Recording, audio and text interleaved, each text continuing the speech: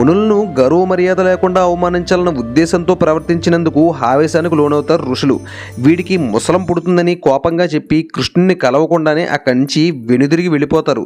ఇలా పగలు పంతాలు, శాపాలు, పాపాలు, కోపాలు అన్నీ ఏకకాలంలో ద్వారకపై దాడి చేశాయి. ఇవి చాలవన్నట్టు సముద్రుడు ద్వారకను ముంచివేస్తున్నట్టు ఆకాశవాణి హెచ్చరికలు వినిపించసాగాయి. భగవంతుడైన కర్మకి అతీతుడు కాదని ఈ సంఘటనలే మనకి తెలియజేస్తున్నాయి. ఇక ఇదిలా ఉంటే తన కళ్ళ ముందే యాదవులు తన్నుకుని చంపుకోవడం చూసి తట్టుకోలేకపోతాడు శ్రీకృష్ణుడు. అర్జునుడిని ద్వారకు పిలిపించి యాదవుల బరువు బాధ్యతలు అప్పగించి అడవులకు వెళ్ళిపోయాడు. బలరాముడు యోగనిద్రలోకి చేరుకుని ఆ తర్వాత తనువు చాలించి స్వర్గం చేరుకున్నాడు. కృష్ణుడు అడవిలో ఏకాంతంగా కూర్చుని ఉండగా బోయవాడి బాణం వేటుతో జన్మ చాలించాడు. రామాయణం కాలంలో రాముని చేతిలో చనిపోయిన వాలి మహాభారతం కాలంలో బోయవాడిగా పుడతాడు. బోయవాడిగా పుట్టిన వాలి తనను చంపినందుకు కృష్ణుడిగా పుట్టిన రాముణ్ణి సంహరించి చెల్లుకు చెల్లు చేశాడని